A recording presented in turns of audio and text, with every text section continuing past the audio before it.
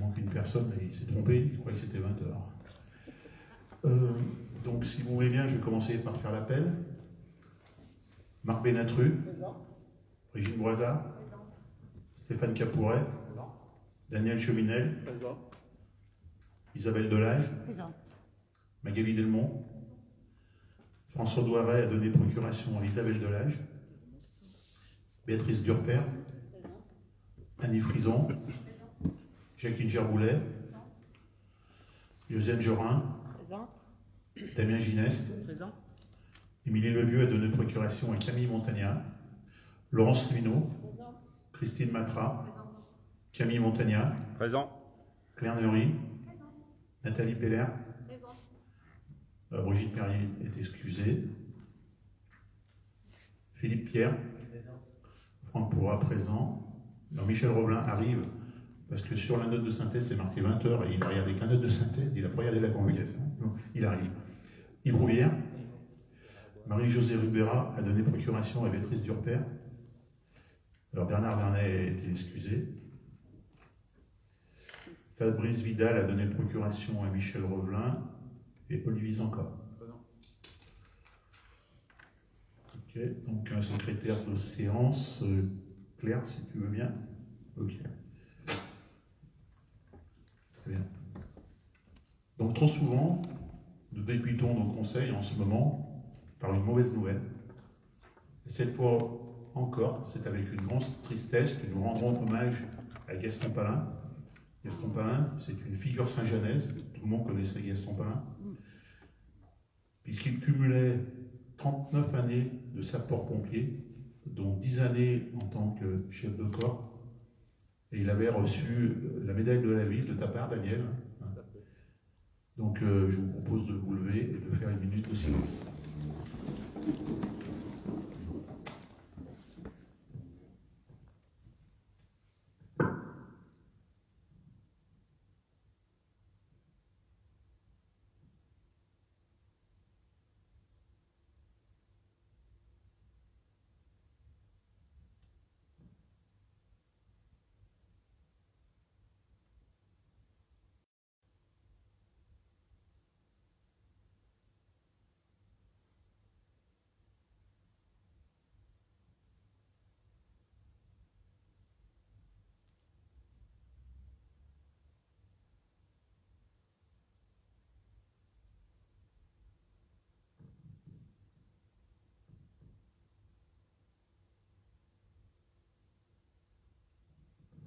Je vous remercie.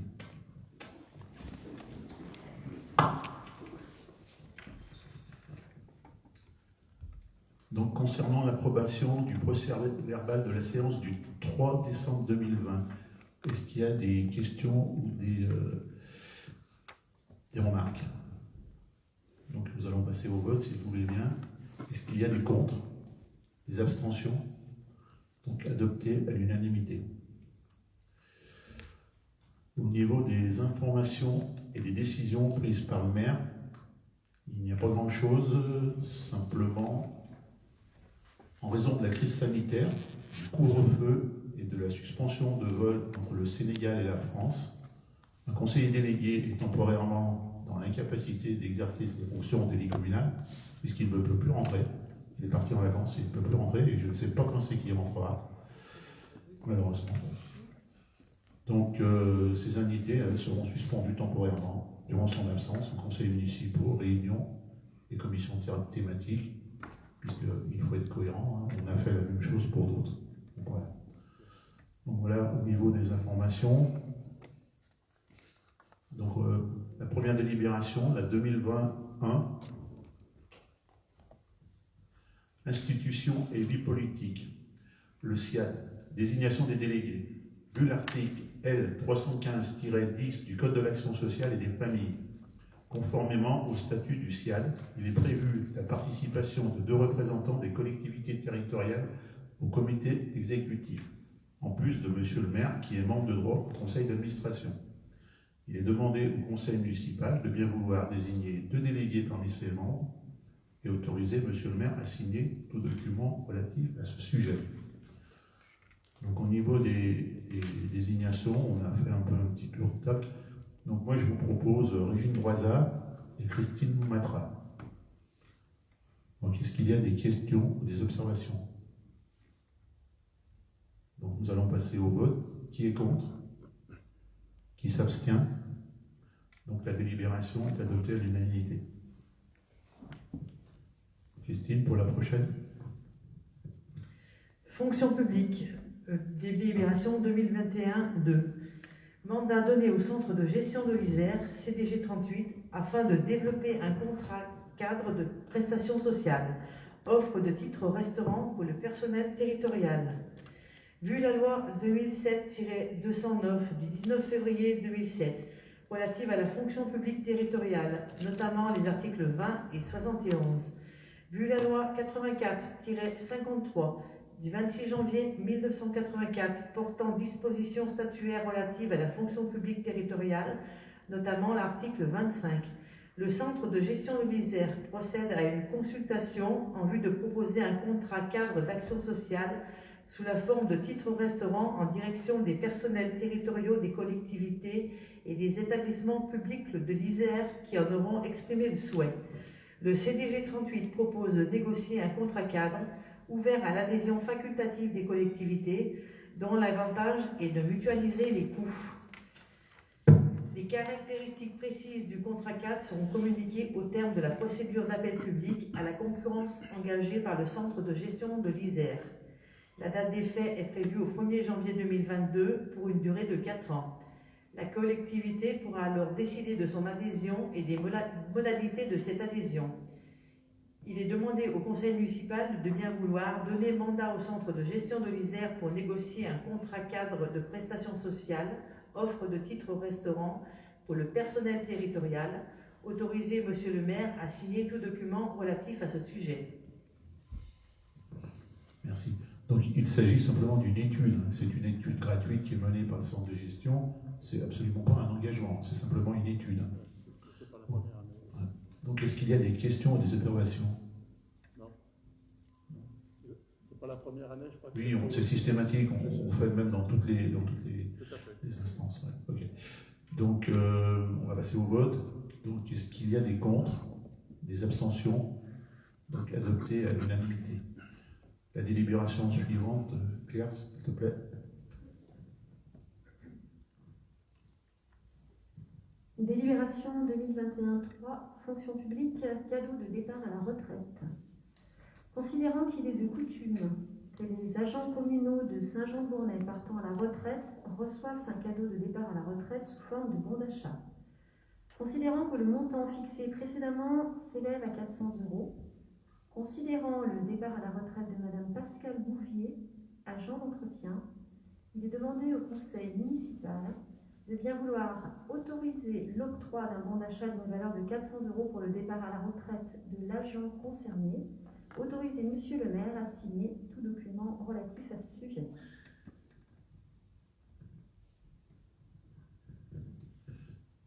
Merci Claire. Donc c'est quelque chose qui est habituel. Hein. On fait toujours un cadeau lors d'un départ en retraite. Donc est-ce qu'il y a des questions et des observations?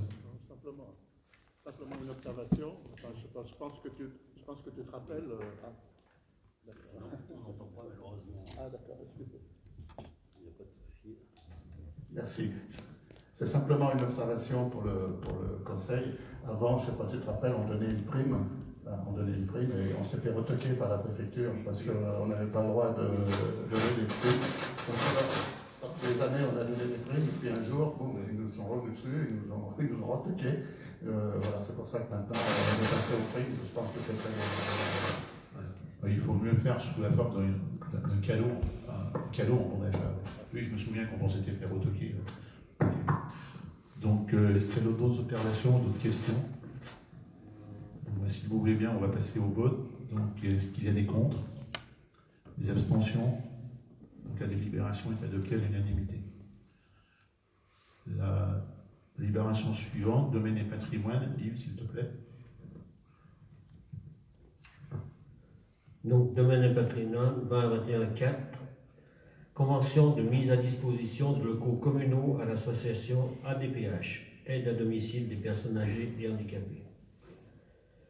Vu le Code général des collectivité territoriale, vu les articles R2122-1 à R2122-8 du Code général de la propriété des personnes publiques, considérant que l'association connaît un accroissement d'activité, notamment en raison de la crise sanitaire de la Covid-19, considérant que les locaux actuels occupés par l'ADPH au 49 rue de la République ne disposent pas d'une superficie suffisante pour exercer l'activité dans des conditions satisfaisantes.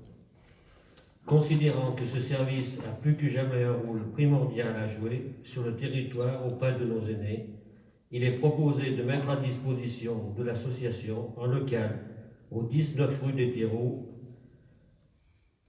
CF annexe 1. Il est demandé au conseil municipal de bien vouloir approuver la convention de mise à disposition de locaux à la DPH, autoriser le maire, monsieur le maire, à signer tout document relatif à ce sujet. Merci. Donc il s'agit du petit local qui est rue de la République, qui touche la pâtisserie Cacamo. Donc la solution, c'est un local plus grand, il est plus à plan-pied, c'est ça, hein, il n'y a pas d'escalier. Donc, il est plus grand. Oui, et puis plus proche du stationnement. Ouais. Donc, est-ce qu'il y a des questions, des observations? C'est à quel endroit de la rue des Terreaux, 19?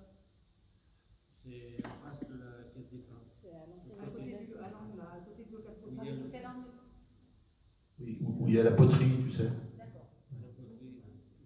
D'accord, merci. À côté des clubs photo. Il déménage quand, Yves? Normalement, c'était prévu le 1er février. Ok. Mais je ne sais pas s'ils sont. Oui, ben, avec le Covid et le confinement, alors, ça va peut-être être décalé. Donc, est-ce qu'il y a des questions ou des observations? Donc, je vous propose de passer au vote. Est-ce qu'il y a des contre? Des abstentions? Donc, la délibération est adoptée à l'unanimité. Délibération suivante. Domaine et patrimoine, acquisition d'un bien immobilier au 4 rue Henri Picard, référence cadastrale AW 383. La commune est propriétaire de l'immeuble AW 384, dite Maison des Arts. La communauté de communes était quant à elle propriétaire de l'immeuble attenant, qui accueillait depuis de nombreuses années certains services du pôle famille solidarité. Ces services ayant été transférés au siège administratif dans la zone des bases des charrières, l'intercommunalité souhaite céder cet immeuble dont elle n'a plus l'utilité.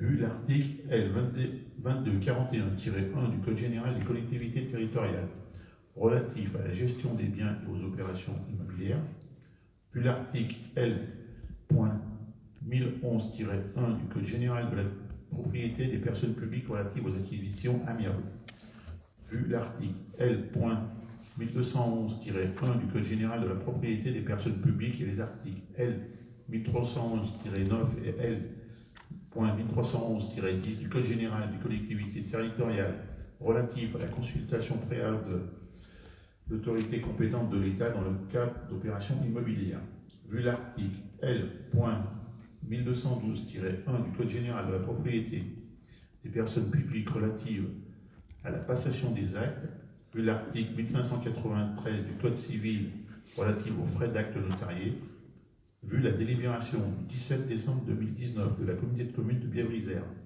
actant la désaffection et le déclassement du domaine public intercommunal du bien immobilier situé 4 rue Henri Picard à Saint-Jean-de-Bornay, vu la délibération du 15 décembre 2020 de la communauté de communes de Bièvre-Isère actant la vente du bien immobilier,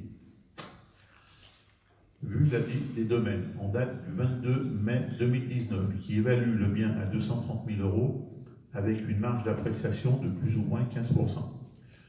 Considérant le caractère public de l'acquéreur et les négociations engagées, le cédant concède un prix de vente à hauteur de 220 000 € hors frais de notaire.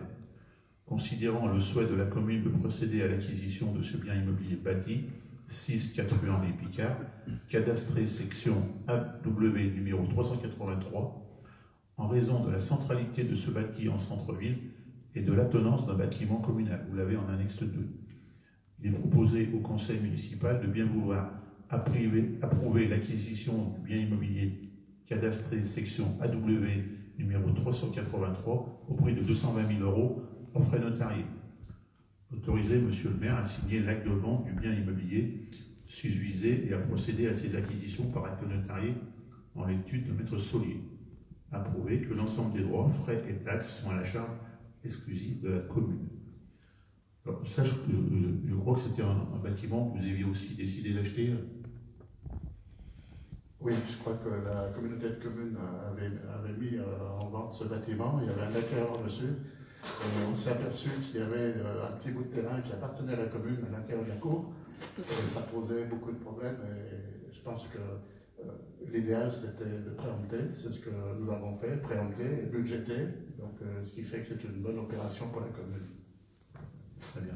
Merci. Est-ce qu'il y a d'autres questions? Oui, Marc.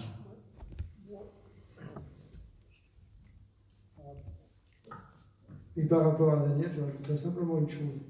En fait, oui, c'est nous qui avons mené la négociation. Ce qu'a dit Daniel, c'est exact. Moi, je rajouterais simplement un truc, c'est qu'effectivement, il y avait un acquéreur.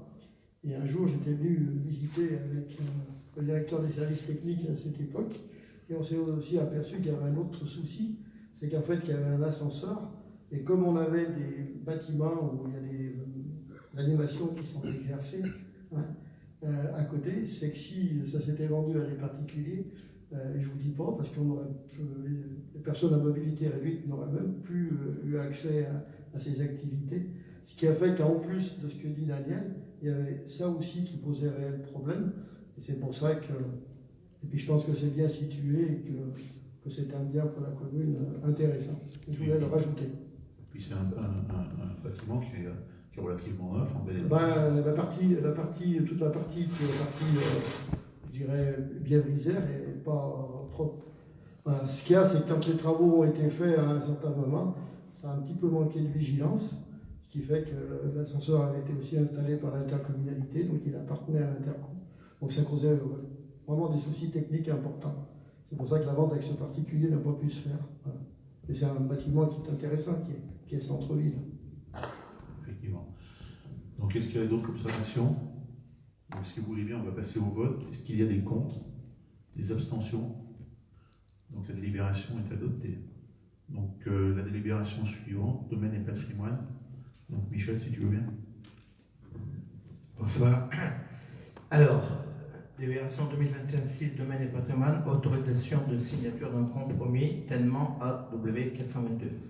Vu l'article 2122-21 et 2241-1 du Code général des collectivités locales, vu l'article 1212-1, 2141-1, 2221-1 et 3211-14 du Code général de la propriété des personnes publiques, vu l'article 1593 du Code civil, vu l'avis des domaines des services fiscaux en date du 18-01-2021, considérant la proposition d'acquisition d'une partie du tènement AW 422 situé rue de la République, faite par la propriétaire de la parcelle limitrophe AW 431 au prix de 3 250 € pour les 65 mètres carrés environ concernés, soit 50 € le mètre carré.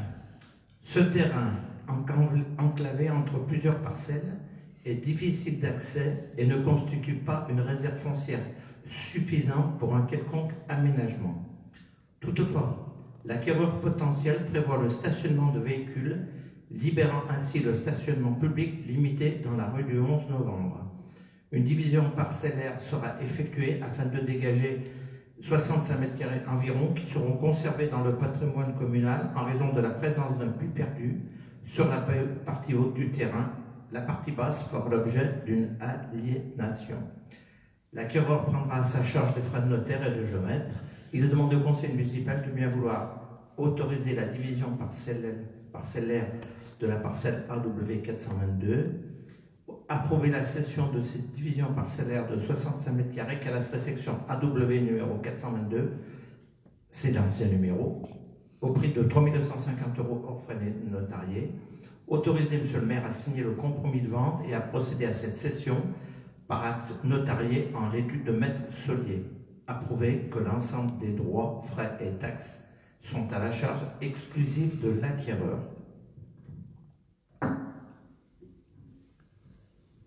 Donc, est-ce qu'il y a des questions sur cette autorisation de vente? Vous voyez où ça se situe, non? Ouais. Ok. Donc, pas de questions, pas d'observations. Donc, si vous voulez bien, on va passer au vote. Est-ce qu'il y a des contre, des abstentions? Jacqueline? Ok, donc une abstention. Donc, la délibération est adoptée.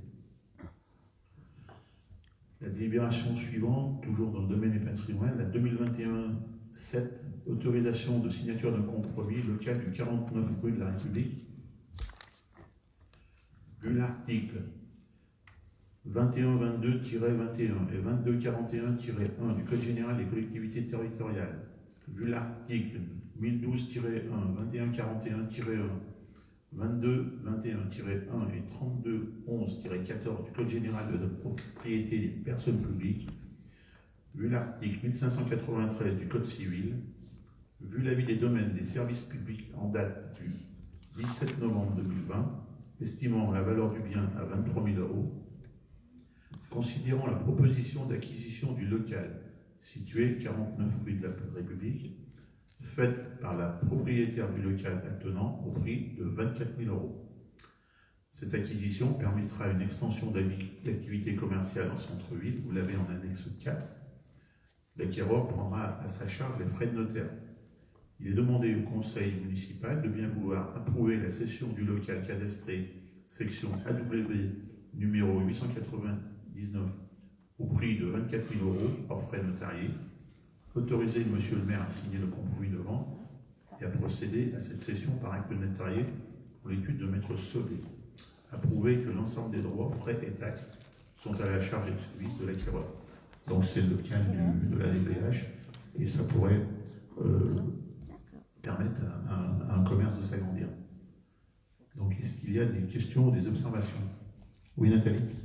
Le montant, il a été fixé comment? Comment? Il faut appuyer sur le bouton. Le montant, il a été fixé de quelle manière? Par les domaines? Tout simplement? Oui. Et donc, on avait la possibilité de plus ou moins 15 000 €, donc on a une demande à 24 000. Donc, voilà. Donc, s'il n'y a pas d'autres questions, nous allons passer au vote. Est-ce qu'il y a des contre, des abstentions? Donc, la délibération est adoptée à l'unanimité. Délibération suivante, Annie. Bonsoir. Délibération 2021-8, domaine et patrimoine, dénomination d'un chemin rural, chemin des Serbes, le Mayola. Vu l'article 161.1 et l'article R 161.8 du Code rural, vu l'article L 2121-29 du CGCT, considérant l'installation d'une unité de méthanisation agricole de biogaz dont l'accès est situé sur un chemin rural non nommé, ce chemin rural appartenant au domaine privé de la commune est situé entre le chemin des Serbes et le Mayolan, voire annexe 5. Ainsi, il est proposé au conseil municipal de nommer ce chemin rural chemin de la Vielle. Autoriser monsieur le maire à signer tout document relatif à ce sujet. Merci Annie. Donc il s'agit du chemin rural qui va aller à l'unité de méthanisation. Donc est-ce qu'il y a des questions ou des observations sur la... Okay. Donc si vous voulez bien, nous allons passer au vote. Est-ce qu'il y a des contre, des abstentions? Donc la délibération est adoptée à l'unanimité. Délibération suivante, 2021, domaine et patrimoine, aménagement d'un carrefour giratoire au droit de la RD 502 et le chemin de Croula, lancement du projet et accord de principe. La commune de Saint-Jean-de-Bon envisage de développer une zone d'activité au lieu dit temps perdu, avec notamment l'implantation d'une surface commerciale de l'enseigne Intermarché. Cette zone d'activité se situe en face de la zone d'activité du près de la barre. À cet effet, la commune et les départements souhaitent réaliser un carrefour giratoire permettant de sécuriser les mouvements d'entrée et de sortie de ces deux zones d'activité en termes de visibilité et de vitesse pratiquée. Une convention relative aux travaux du carrefour sur la RD 502 sera proposée par le département. Après validation en commission permanente du 26 février 2021, cette convention sera soumise à approbation par le conseil municipal après cette date. Il est demandé au conseil municipal de bien vouloir autoriser monsieur le maire à lancer ce projet d'aménagement d'un carrefour giratoire au droit de la RD 502 et le chemin de Croula, donner un accord de principe au département pour la réalisation d'une convention relative aux travaux du carrefour sur le RD 502, imputer les dépenses correspondantes. Donc il s'agit d'un projet qui s'inscrit dans la continuité puisqu'il avait déjà été évoqué il y a quelques années et surtout qui va pouvoir sécuriser cette zone parce que ça risque d'être dangereux, encore plus dangereux après l'implantation d'une surface commerciale. Est-ce qu'il y a des questions ou des observations?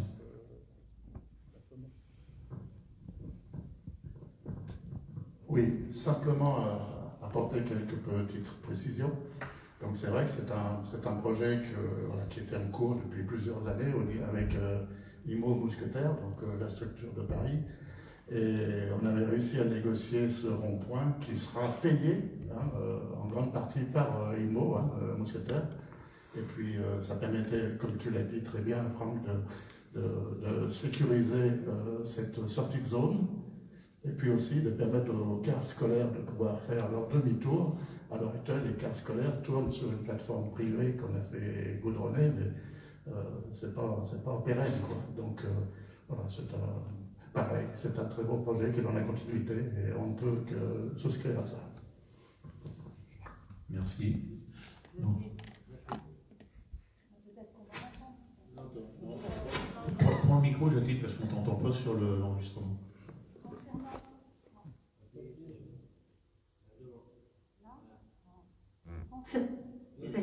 Concernant ce projet, moi j'aimerais toujours avoir la réponse concernant comment va être acquis le terrain. Parce que vu qu'il y a un giratoire, il va être payé en partie par Intermarché, mais qu'il va servir au service public, donc il va servir à la commune, au département, ce qui s'ensuit. Normalement, pour la vente de ce terrain, voilà, il faut d'abord une offre publique de vente. Est-ce que ça a bien été passé de cette manière? Parce que moi, j'ai toujours pas la réponse, on l'a demandé il y a longtemps, et on n'a toujours pas apporté, voilà. Parce que si ça n'a pas été fait, si le terrain n'est pas vendu sous ce système-là, c'est pas valable. Il faut une offre de vente, une offre publique de vente. Donc il faut proposer le terrain à plusieurs, voilà. Ok, d'accord. Voilà. Donc c'est mon souci. Voilà, j'aimerais toujours, j'ai pas eu la réponse. Comment a été passée l'offre à Intermarché? Alors, je suis loin d'être un spécialiste de la question, mais dans une zone d'activité, quand vous vendez un terrain à l'acquéreur d'un lot pour faire un bâtiment industriel, avant, vous ne demandez pas d'autres s'ils sont intéressés par le terrain. Donc, la question me semble... Non, c'est différent. Là, c'est différent, c'est parce qu'il va y avoir un giratoire, on va se servir de voies que va faire Intermarché, ça va servir à la commune, ça ne va pas être spécialement pour la zone, ça va servir à la commune, donc normalement, on doit faire une offre publique de vente. Et ça, il y a longtemps qu'on l'a demandé, on ne nous a toujours pas dit comment s'était passé, voilà. Pourquoi il a été attribué à Inter et sous quelle manière.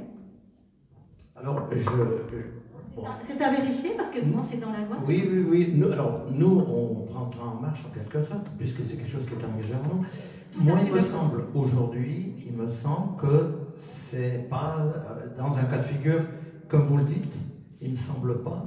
Il me semble que s'il y a un terrain qui est classé en zone économique, s'il y a un acquéreur pour faire un bâtiment à vocation économique, il n'y a pas lieu de le mettre. Par contre, ce qui est... il va y avoir un équipement public, giratoire, qui va servir au département, à la commune. Donc vous parlez du giratoire ou vous parlez du terrain pour le bâtiment? Du giratoire et de tout, ça va servir à tout le monde. Donc, voilà. Quand quelqu'un achète un terrain et qu'il va y avoir quelque chose de public derrière, normalement, on doit faire la vente de cette manière-là. La vente du terrain du comice? Oui, on doit faire l'objet. Moi je ne pense pas, mais on aura l'occasion de vérifier, mais je pense absolument Bon, c'est pas. à vérifier, mais j'ai jamais eu la réponse jusqu'à maintenant. Donc c'est quand même un loup, parce que si c'est ça, il y a un souci, quoi. Ça fait la vente pourrait pas se faire. D'accord. Donc, bien, merci Jacqueline. Donc, bien évidemment, on va se mettre en conformité, on va Il faut vérifier. vérifier, voilà, parce que voilà. Parce que moi, Il y a un équipement public qui va avec, donc qui va servir à la commune, au département et tout ça. Donc les terrains, puisqu'il va participer, c'est lui qui va participer, ça serait différent s'il ne rentrait pas, c'est une zone, et lui ne rentrait pas en service dans le giratoire. Mais du moment qu'il rentre en giratoire, et vu qu'en plus il va y avoir une desserte qui va venir à l'autre, vers la salle, voilà, qui va servir aussi à la commune, puisqu'il y aura ensuite comment ça s'appelle, pour les cars, la gare routière, qui va servir à la commune. Donc, ça pareil, ça va rentrer dans le cadre, voilà, c'est son... Donc, il doit y avoir une offre publique de vente. Pour moi, c'est comme ça, mais bon, c'est à vérifier, mais j'ai jamais pu avoir la réponse. D'accord. Donc, alors, nous, on s'engage à vérifier, parce qu'en fait, ces équipements de sécurité, ils arrivent, ils découlent. En fait, c'est pas dans le sens où on les crée pour, mais on les crée parce que. Donc on va bien vérifier. Hein, on va bien vérifier. Donc voici. Est-ce qu'il y a d'autres questions? Simplement une petite précision.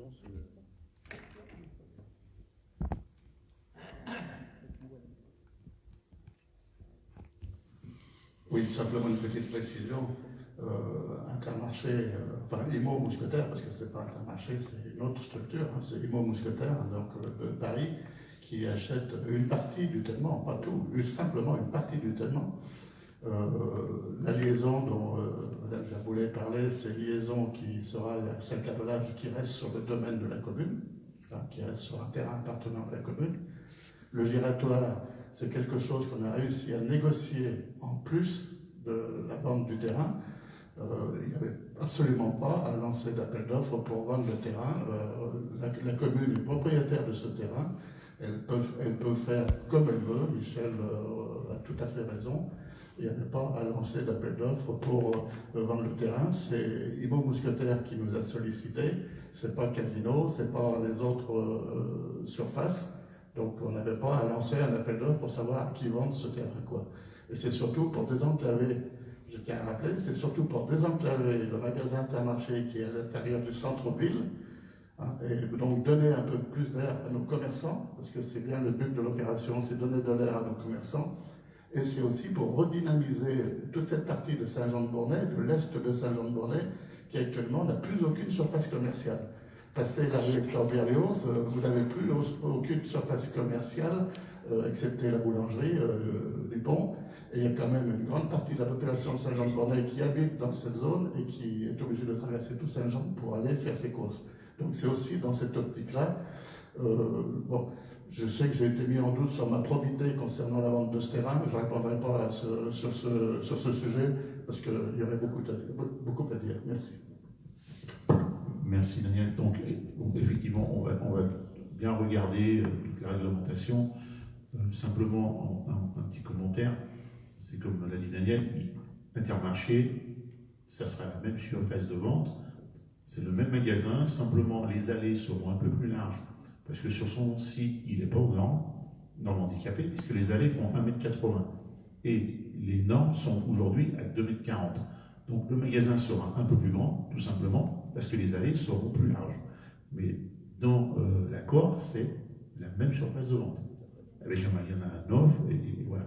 Donc ça leur permettra d'avoir un outil neuf et aux normes.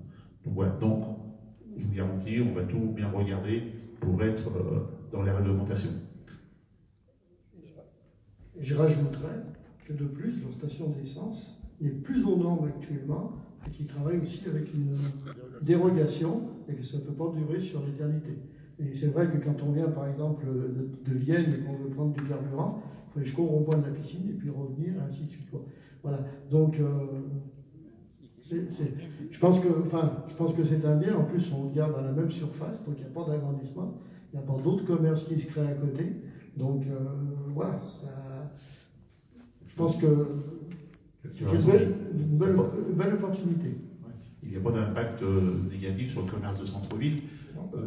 En plus, au niveau des aménagements urbains qu'il y aura tout autour, donc il y aura la rue de la Barre qui arrivera sans doute en 2023, il va y avoir des aménagements pour des déplacements doux. Il y aura un système d'aménagement aussi pour les HLM de la Barre qui pourront faire leurs courses en vélo ou à pied.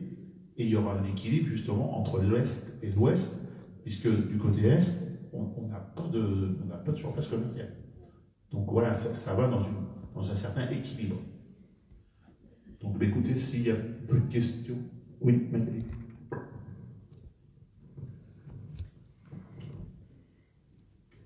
C'est sûrement parce que je n'ai pas écouté avant, mais je voulais savoir que devient Intermarché actuellement. Donc, est-ce que ça ne nous appartient pas et ça appartient à Intermarché? Comment ça va être vendu et qu'est-ce qu'il va y avoir après?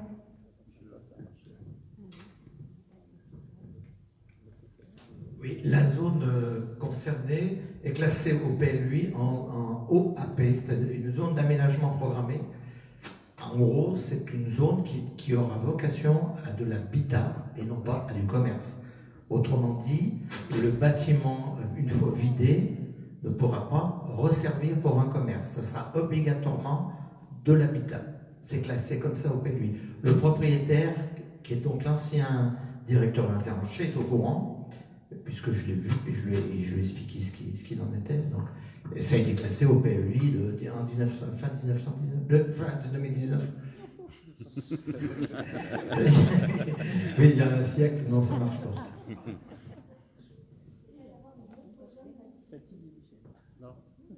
Non. À cet endroit-là? Ah non, c'est fini là. Dans la zone. Non. Pas tel que c'est classé en tous les cas aujourd'hui. Aujourd'hui, c'est classé en zone d'habitat. Des immeubles, c'est en plein centre, des immeubles essentiellement sûrement, voilà. Mais pas en commerce, non. Non, c'est pas classé comme ça. Non, c'est quelque chose qu'on a fait très attention justement parce qu'on a élaboré le PLUI justement qui n'est pas une autre grande surface qui vient de s'implanter à la place d'Intermarché. Voilà. Le propriétaire actuel, c'est pas celui qui exploite, parce que c'est l'exploitant n'a que la franchise. Mais on a bien fait attention lors du PLUI de classer cette zone donc en futur habitat, quoi. C'est ça. C'est tout. Donc il n'y aura pas d'une autre surface qui se posera ici. On avait compris.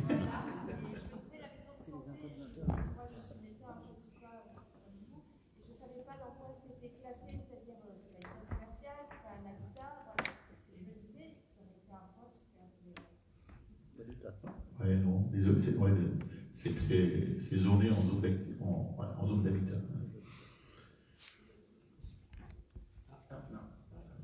Simplement un petit rajout, c'est que ça va quand même améliorer de façon significative l'entrée de ville, je pense, surtout quand en plus on aura le gymnase qui sera dans la continuité, un nouveau gymnase, et puis espérons l'aménagement de Saint-Roger.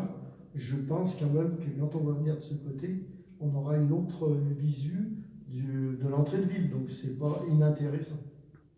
Oui, tout à fait, ça va changer l'arrivée par l'est de la ville.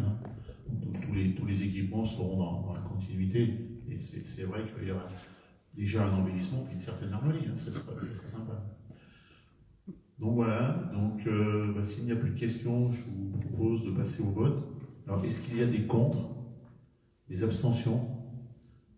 Oui, une abstention. Donc la délibération est adoptée. La délibération suivante, Michel. Alors, 2021-10, domaine et patrimoine, construction d'un mur au droit de la propriété de M. David Colombier, Mme Élodie Borel, chemin des Crozes. Considérant le manque de visibilité généré par la haie de M. David Colombier et Mme Élodie Borel, située chemin des Crozes, au droit des chicanes existantes, il y aurait lieu d'améliorer les conditions de sécurité pour les automobilistes. Ces problèmes pourraient être résolus, alors là j'ai complété la délibération, par l'achat d'un tènement et par la construction de murs de soutènement en retrait de la voie sur la propriété cadastrée section AH sous le numéro 537 et appartenant au propriétaire précité, l'ensemble améliorant notamment la visibilité. Les propriétaires concernés ayant donné leur accord, la commune se propose de réaliser elle-même ces travaux. Il est demandé au conseil municipal de bien vouloir donner un accord principe sur ces ouvrages à exécuter, autoriser M. le maire à signer tout document relatif à ce sujet. Alors, je vais vous donner quelques compléments d'information. Alors, il se trouve que, effectivement, sur ce tronçon des Chemins des Grosses, au droit du lotissement de la Tuyère, il y a des chicanes et il n'y a pas de visibilité. Et moi, je connais parce que j'y passe souvent et j'ai beaucoup de plaintes des automobilistes. Effectivement, quand on veut se positionner pour laisser passer, on ne voit pas ce qui arrive, en fait. Donc, il y avait eu des démarches qui avaient été faites par la précédente équipe. Et nous, quand on est arrivé, on n'avait pas tout l'historique. On a regardé un petit peu tout ce qui pouvait se faire. Et donc, je suis retourné vers M. Colombier pour lui demander s'il serait d'accord de céder à la commune une bande de terrain qui serait quand même assez chez lui, à 1 mètre du sommet de talus actuel, de manière à faire à débarrasser cette haie. Et lui, il avait des exigences qui concernaient vis-à-vis, notamment de la voie et puis du lotissement en face. Donc, en examinant toutes les données techniques et voilà, donc il me semble qu'il serait pas mal, si c'était d'accord là-dessus, donc de faire un mur de soutènement de manière à dégager à 1 mètre en retrait donc de la clôture en gros qui existe, un mur de soutènement parce qu'il y a de la différence de niveau entre la voie et puis la propriété Colombier, un mur de 1 mètre à peu près il y a à peu près 1 mètre de différence de niveau, et puis de rehausser ce mur dans la limite de la hauteur autorisée par PLUI, c'est-à-dire 1,80 m, c'est ce qu'il demanderait lui, pour qu'il n'y ait plus de vis-à-vis. Et alors du coup, la visibilité serait largement améliorée.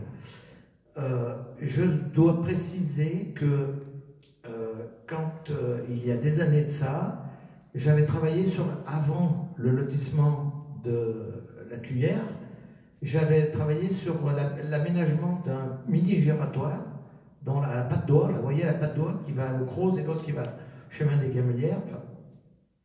Donc j'avais travaillé sur un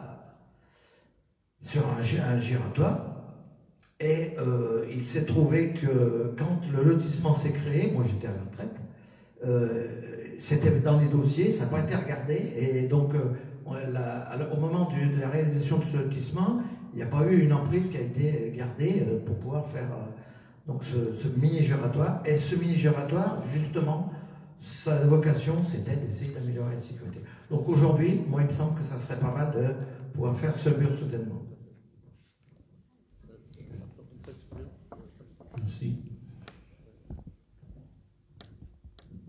Oui, simplement une précision aussi, c'est que lorsque Dominique Colombier a acheté sa maison il n'y a pas si longtemps que ça, David Colombier, c'est quelque chose qu'on lui avait dit. Hein, et donc il était bien au courant que la commune allait prendre un morceau de terrain pour élargir.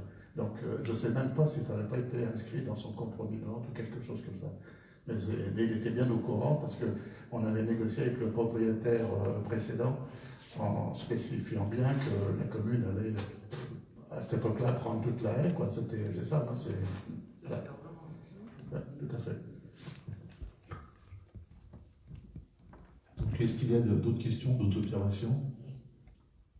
Donc, nous allons passer au vote. Est-ce qu'il y a des contre, des abstentions? Donc, la délibération est adoptée. Délibération suivante, commande publique, aménagement d'un carrefour giratoire au droit de la RD 502 et le chemin de Crolan. Lancement de la procédure de consultation de mètre 2. La commune de Saint-Jean-de-Born envisage de développer une zone d'activité au lieu dit en perdu, avec notamment l'implantation d'une surface commerciale dans l'enseigne Intermarché. Cette zone d'activité se situe en face de la zone d'activité du Pré de la Barre. Afin de mener à bien cette opération, la collectivité envisage de mentionner un mètre 2. Il est demandé au conseil municipal de bien vouloir autoriser monsieur le maire à lancer la consultation de maîtrise 2, autoriser monsieur le maire à signer tous les documents relatifs à ce dossier, imputé exécuter les dépenses correspondantes. Donc, est-ce qu'il y a des questions? Donc, c'est la continuité du truc. Donc, des observations? Donc, nous allons passer au vote. Est-ce qu'il y a des contre? Des abstentions? Une abstention. Donc, la délibération est adoptée. Merci. La délibération suivante, le pôle scolaire, Michel. Délibération 2021-12. Commande publique pôle scolaire avenant 8, lot 3, chaperon de bois, couverture tuiles et zinc. Dans le cadre du marché concernant les travaux de construction d'un groupe scolaire, il est nécessaire de prendre en considération la variation d'un montant d'un lot à travers la mise en œuvre d'un avenant qui porte sur le lot 3, chaperon de bois, couverture tuiles et zinc. Ce présent avenant résulte de travaux supplémentaires dont le détail est mentionné sur l'ordre de service numéro 16 en annexe 6. Total général du présent avenant, plus 1 685 € hors taxe. Le montant du marché initial pour le lot s'élevait à 493 415,12 €. En prenant en compte les avenants précédents, hors de service numéro 2274,80, hors de service numéro 4 1735,17, hors de service numéro 5 7541, hors de service numéro 6 781,32 €, hors de service 8 770 €, hors de service 10 11 024,96 €, hors de service 11 3721 €, hors de service 12 1295 € hors taxe. Le pourcentage d'augmentation du lot est de 6,04%. Ainsi, il est demandé au conseil municipal de bien vouloir autoriser Monsieur le maire à conclure l'avenant présenté ci-dessus, autoriser Monsieur le maire à signer l'avenant considéré ainsi que tout document relatif à ce sujet. Merci Michel. Est-ce qu'il y a des questions ou des observations? Nous allons passer au vote. Est-ce qu'il y a des contre? Des abstentions? Une abstention. Donc la délibération est adoptée. Donc la délibération suivante, Michel. Alors là, il y a tout un, donc c'est vrai qu'il y a tout un chapelet d'avenants. Donc ce sont des choses qui sont intervenues notamment dans les phases définitives du chantier. De ce 2021-13, commande publique pôle scolaire, avenant 5, lot 6, métallerie. Dans le cadre du marché concernant les travaux de construction d'un groupe scolaire, il est nécessaire de prendre en considération la variation de montant de lot à travers la mise en œuvre d'un avenant qui porte sur le lot 6 métallerie. Ce présent avenant résulte de travaux supplémentaires dont le détail est mentionné sur l'ordre de service numéro 12, confère annexe 7. Total général du présent avenant, plus 5 392,97. Le montant du marché initial pour le lot 6 s'élevait à 246 951,37 € hors taxe. En prenant en compte des avenants précédents, hors de service numéro 3, moins 4 323,83, hors de service numéro 5, plus 10 665,58, hors de service numéro 7, plus 4 993,92, hors de service numéro 8, plus 8 809,13 €. Le pourcentage d'augmentation du lot 6 est de 10,33%. Ainsi, il est demandé au conseil municipal de bien vouloir autoriser Monsieur le maire à conclure l'avenant présenté ci-dessus, autoriser Monsieur le maire à signer l'avenant considéré ainsi que tout document relatif à ce sujet. Donc, est-ce qu'il y a des questions? Pas d'observation, donc nous allons passer au vote. Est-ce qu'il y a des contre? Des abstentions? Une abstention, donc la délibération est adoptée. 2021-14, commande publique, pôle scolaire, avenant 2, lot 7, menuiserie extérieure. Dans le cadre du marché concernant les travaux de construction d'un groupe scolaire, il est nécessaire de prendre en considération la variation d'un montant d'un lot à travers la mise en place d'un avenant qui porte sur le lot 7, menuiserie extérieure bois. Ce présent avenant résulte de travaux supplémentaires dont le détail est mentionné sur l'ordre de service numéro 9, en annexe 8. Total général du présent avenant, plus 167 €.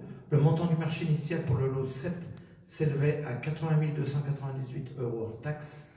En prenant en compte des avenants précédents, hors de service numéro 3 d'un montant de plus 4 659,00 € hors taxe, le pourcentage d'augmentation du lot 7 est de 6,01%. Ainsi, il est demandé au conseil municipal de bien vouloir autoriser monsieur le maire à conclure l'avenant présenté ci-dessus, autoriser monsieur le maire à signer l'avenant considéré ainsi que tout document relatif à ce sujet. Merci. Est-ce qu'il y a des questions, des observations? Nous allons passer au vote. Est-ce qu'il y a des contre, des abstentions? Une abstention. La délibération est adoptée. Délibération suivante, Michel. Délibération 2021-15, commande publique, pôle scolaire, avenant 6, lot 8, menuiserie intérieur bois. Dans le code du marché, concernant les travaux de construction d'un groupe scolaire, il est nécessaire de prendre en considération la variation d'un montant d'un lot à travers la mise en œuvre d'un avenant qui porte sur le lot 8, menuiserie intérieur bois. Ce présent avenant résulte de travaux supplémentaires dont le détail est mentionné sur l'ordre de service numéro 13, annexe 9. Total général du présent avenant, plus 495,78 €. Le montant du marché initial pour le lot 8 s'élevait à 293 124,86 €. En prenant en compte des avenants précédents,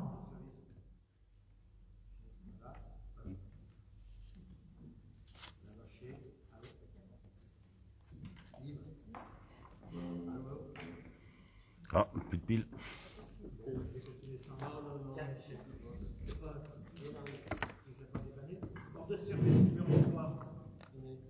C'est bon, ça marche? Ça marche. Je suis vraiment pas bon en mécanique.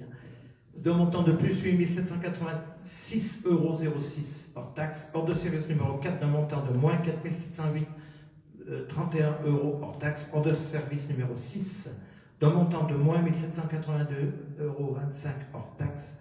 Hors de service numéro 8, d'un montant de plus 14 440,80 € hors taxe. Hors de service numéro 12, d'un montant de plus 4 331,28 € hors taxe. Le pourcentage d'augmentation du lot est de 7,35%. Il est demandé au conseil municipal de bien vouloir autoriser monsieur le maire à conclure l'avenant présenté ci-dessus, autoriser monsieur le maire à signer l'avenant considéré ainsi que tout document relatif à ce sujet. Merci Michel. Donc, est-ce qu'il y a des questions ou des observations sur cette délibération? Donc, nous allons passer au vote. Est-ce qu'il y a des contre, des abstentions? Une abstention. Donc, la délibération est adoptée.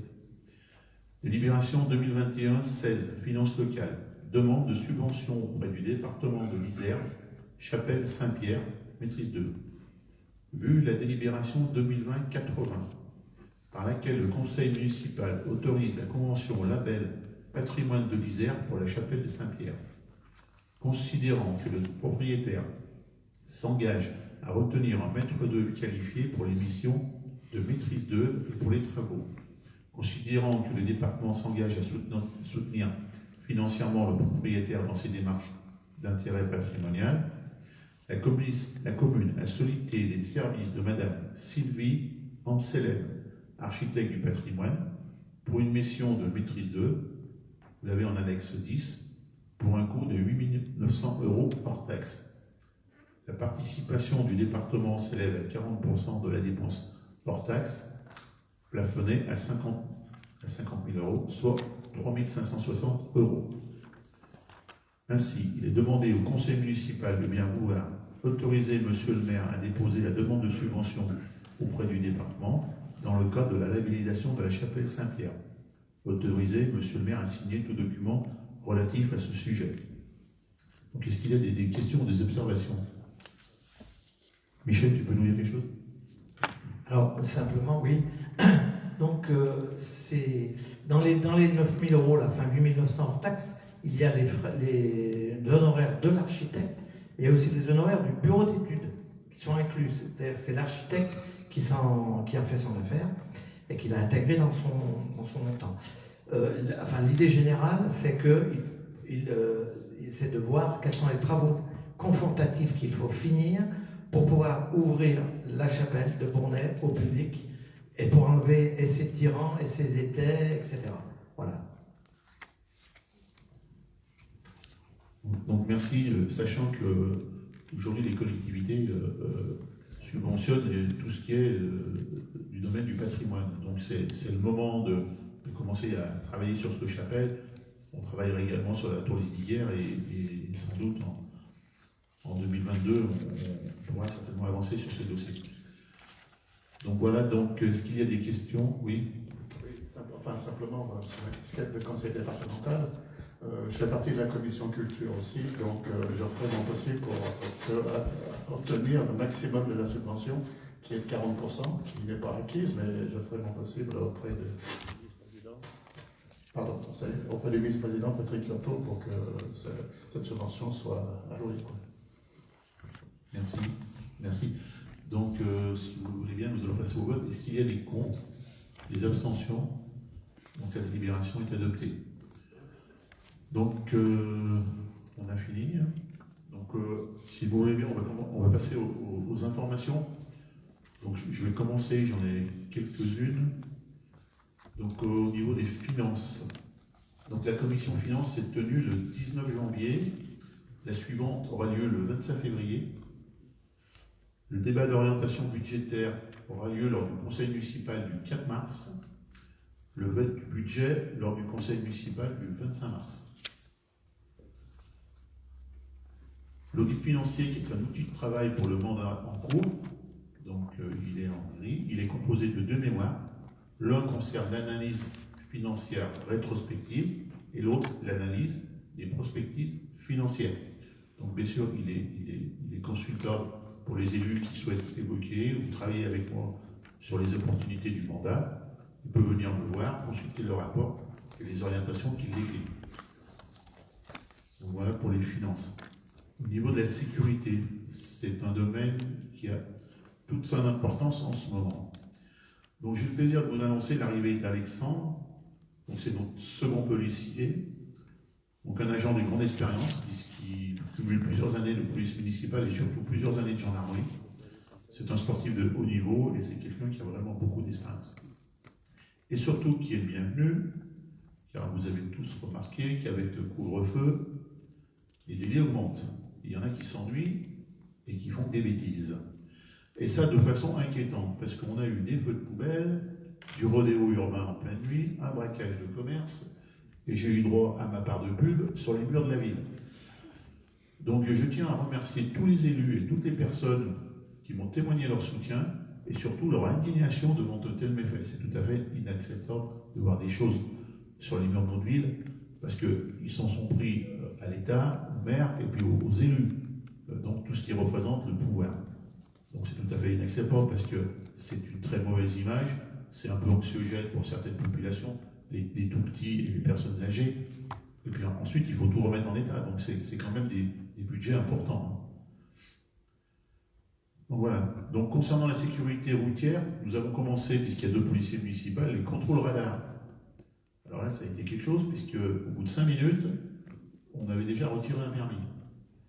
On avait un délit à 130 km/h en entrée de ville. C'était devant le garage Peugeot. Une voiture qui doublait, 130 km/h. Donc vous voyez à peu près son permis, où c'est qu'il est. Toujours sur la sécurité, nous sommes dans la phase finale de l'étude du déploiement des caméras de vidéoprotection. Alors pour une couverture totale de la ville et la protection de tous les commerces, il faudrait entre 35 et 40 caméras. Donc les diagnostics, les propositions de la gendarmerie et du cabinet d'études sont en cours. Et on va essayer d'y passer en 1 ou 2 tranches. L'idéal, ce serait qu'on aille le plus vite possible et que ce service soit en marche à l'automne. Toujours concernant l'augmentation inquiétante des délits. Et cette fois-ci, c'est dans nos communes voisines. Donc, ils ont droit à peu près au même scénario que nous. Par contre, ils sont totalement démunis pour y faire ça. Ils n'ont aucun moyen. Il y a certains maires et certains élus qui se sont même fait agresser. Alors, verbalement, limite de se faire taper dessus par des bandes d'individus comme à Saint-Jean. Et la plupart, ils ont une quinzaine d'années. Donc, nous sommes réunis en mairie de Saint-Jean-de-Bonnay le 23 janvier pour chercher des solutions. Et il a été évoqué une police pluricommunale. Donc, qu'est-ce que c'est qu'une police pluricommunale? Eh bien, en fait, c'est une augmentation des effectifs de la police municipale de Saint-Jean qui sont financés par les communes qui souhaitent adhérer à ce service au prorata des heures de chaque commune. Donc, après, il y a tout un système de convention pour qu'on ait la rétribution financière. Donc ces communes, elles financeraient également le véhicule nécessaire, les armes, les équipements. Ce qui est intéressant, c'est que la brigade, elle siégerait à Saint-Jean-de-Bornay et elle serait coordonnée par le brigadier-chef de Saint-Jean. Donc il y aurait un système de patrouille, donc c'est à l'étude. C'est quelque chose qui, au niveau d'Interco, il y a je ne sais pas si tu te rappelles, Marc, il y a une mutualisation des services qui est en réflexion.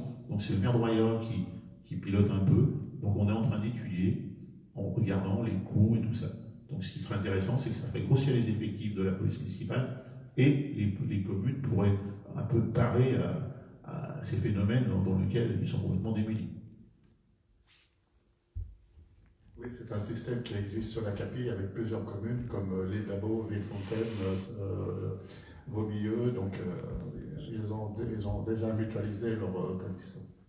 Ouais, je crois qu'il y a Beaubec et Bourgoin, et il doit y avoir Roche et Villefontaine aussi. Donc voilà un peu pour ce qui est de la sécurité. Au niveau de l'intercommunalité, donc le projet de gymnase se poursuit, il avance. Donc l'architecte et le projet ont été retenus. C'est vraiment un très très beau projet. Ce que je vous propose, c'est quand on aura un conseil municipal un peu moins chargé, c'est qu'on fasse une projection, comme ça vous verrez. Si vous voulez consulter le dossier, et même le prendre, il est dans mon bureau. Michel en a un, donc il y a Marc et Stéphane qui l'ont déjà eu, tu l'as vu aussi? Non, ben, je te le passerai. Donc si vous voulez le dossier, vous pouvez le prendre et puis soit le consulter en mairie. Donc dernière chose pour l'intercommunalité, donc une particularité, c'est la première fois. Le 22 mars, le conseil communautaire aura lieu à Saint-Jean-de-Bornay, dans cette salle, et avec le vote du budget. Donc on peut s'en réjouir puisque c'est quand même certain honneur d'accueillir le conseil communautaire. Donc voilà, j'ai fini. Je vais passer la parole à ceux qui veulent s'exprimer. On va peut-être commencer par les travaux. Alors, concernant les travaux, donc on a toujours des soucis avec le pôle scolaire. On a surtout des soucis pour clore ces travaux, à savoir à cause des équipements de cuisine. Donc là, on est mal parti. On va s'orienter, la commune va saisir son avocat pour essayer de faire suivre ça par une voie judiciaire. Parce que l'entreprise qui est responsable des dégâts n'est pas assurée, d'après son assurance, elle n'a pas le volet suffisant pour être indemnisée. Et étant donné que ça concerne des sommes considérables, puisque c'est d'ordre de 150 000 €, donc voilà, on suit ça de près. On a eu des réunions récentes avec le maître d'œuvre, on a secoué le maître d'œuvre un peu, même un peu beaucoup. Et puis voilà, donc tout ça pour vous dire qu'on est très attentif à ça pour des tas de raisons, et notamment d'abord pour que ça puisse fonctionner, que la cuisine neuve puisse être utilisée. Ensuite, pour finir la cour de l'école maternelle, qui ne toujours peut pas être finie. Ensuite, pour pouvoir démolir, donc pour cette cour, la partie qui sera démolie de l'école maternelle. Et puis aussi pour pouvoir percevoir les derniers reliquats de subvention. Tant que les travaux ne sont pas clos, tant que ce n'est pas réceptionné, on a des subventions à hauteur de au moins 400 000 € qui ne peuvent être perçues. Donc voilà, donc c'est quelque chose qui c'est un espèce de... Il y a une question? Non, ce n'est pas une question. Je voudrais revenir sur ce fait qui est un fait qui malheureusement n'incombe à personne. Il faut savoir que le lot nettoyage était dans le lot, je crois, numéro 5, si je ne me trompe pas, qui était l'entreprise Aubonnet, l'entreprise Aubonnet a contacté quelqu'un et a sous-traité avec une entreprise. Et quand Michel vous dit que cette entreprise n'est pas assurée, entre guillemets, ils ne sont surtout pas assurés pour ce type de prestation. Ça ne figurait pas dans leur contrat, si je ne me trompe pas. Donc c'est un petit peu différent. Pour le montant de la cuisine, c'est pas 150 000, Michel, mais c'est pas grave, mais c'est 147. 165 exactement. Moi j'ai 147. Enfin, peu importe. Peu importe, ça change pas. En tout cas, c'est sûr que c'est fort regrettable, parce qu'en fait, pour m'en être allègrement occupé, comment pourrais-je dire, c'est que ça met tout en péril, puisque surtout au niveau des subventions, je vous rappellerai quand même que pour ce groupe scolaire, on avait obtenu près de 2 millions d'euros de subventions. Alors je ne sais pas quelle est la partie maintenant qui est versée et celle qui n'est pas versée, hein, mais ça c'est sûr qu'il faut faire très attention, parce que le risque qu'il y a si on dépasse un certain délai au niveau des subventions, il ne faudrait pas quand même que les subventions s'envolent à cause de ça. Donc la commune, dans tous les cas, on est en aucunement responsable. Voilà, donc c'est bien embêtant. En plus, effectivement, vous ne pouvez pas terminer la cour. Vous pouvez, voilà, c'est vraiment ennuyeux. Voilà. Par contre, moi, je ferai un petit bémol par rapport à l'architecte. Il faudrait quand même que...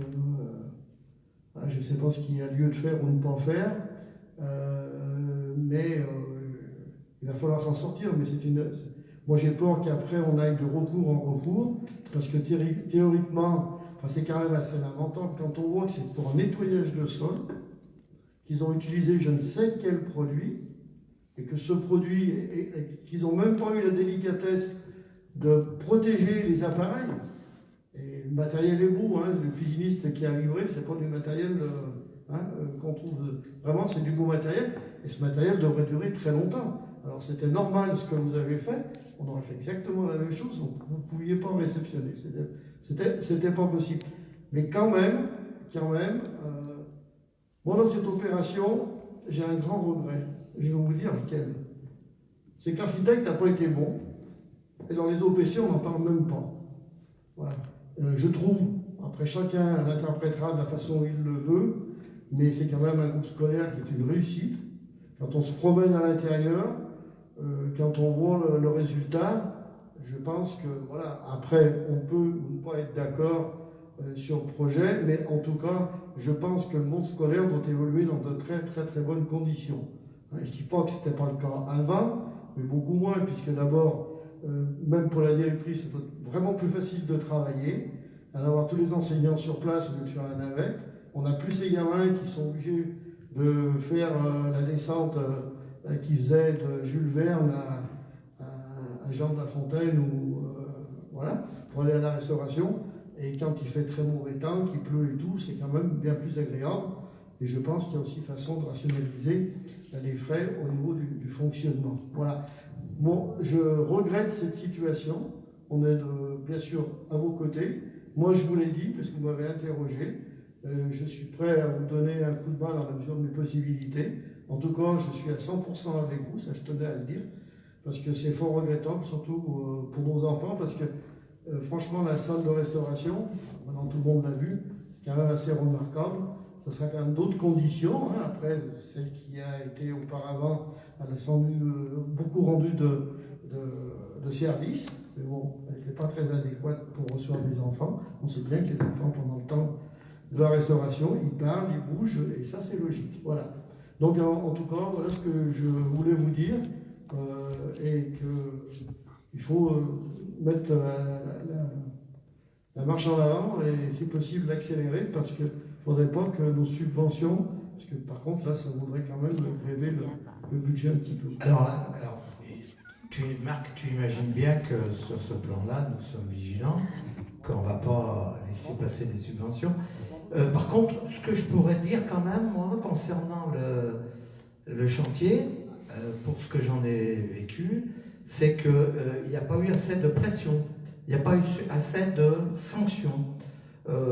Moi, dès qu'on est arrivé en juillet, je trouvais il y avait une espèce de débandade quand même des entreprises. Alors, il y avait plusieurs raisons, hein. Tout n'est pas simple non plus. Il y avait le Covid, il y avait des tas de choses. Mais j'en ai discuté avec l'architecte à un moment, je lui ai dit, mais comment ça se fait qu'il n'y ait pas de pénalité d'appliquer quand il y a des délais qui sont dépassés de manière inconsidérée?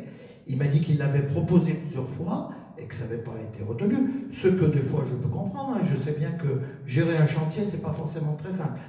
Mais moi, je pense que quelque part, on hérite quand même d'un chantier extrêmement long, extrêmement important, qui génère par lui-même beaucoup de problèmes.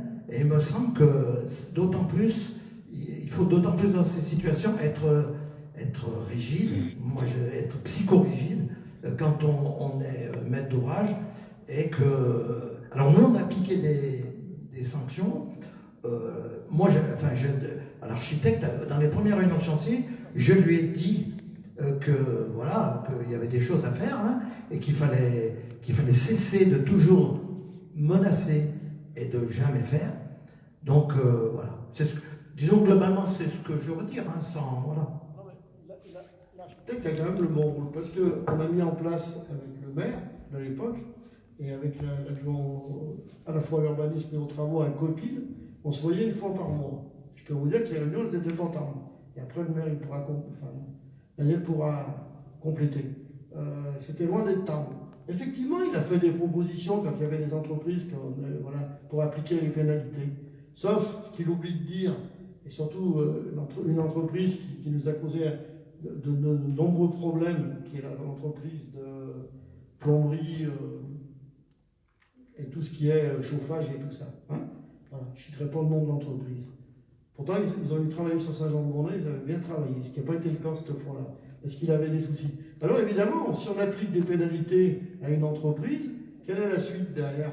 La suite, c'est qu'il faut, de toute façon, à un moment, il y avait encore 400 000 euros sur la planche, c'est que si vous voulez reprendre une autre entreprise, il faut relancer un appel d'offres.